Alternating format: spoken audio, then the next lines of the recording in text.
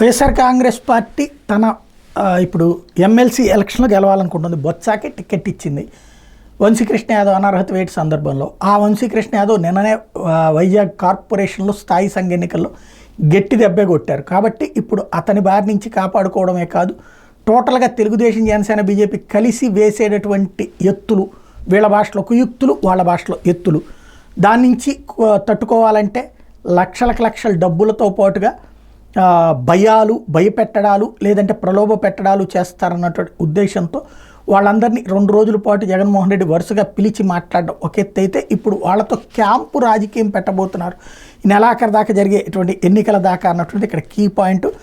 అరకు, పాడేరుకి చెందిన స్థానిక ప్రజాప్రతినిధుల్ని తరలిస్తున్నారు. విశాఖ నుంచి బెంగళూరుకి తీసుకెళ్తారు. అదే ఇక్కడ తాడేపల్లికి తీసుకొచ్చినటువంటి వాళ్ళని తర్వాత బెంగళూరు తీసుకెళ్తున్నారు, అక్కడ ఉంచుతున్నారు అన్నటువంటిది ప్రధానంగా తెలుగుదేశం అనుకూల మీడియా ప్రొజెక్ట్ చేస్తుంది. ఎంతవరకు వాస్తవం తేలాల్సి ఉంది.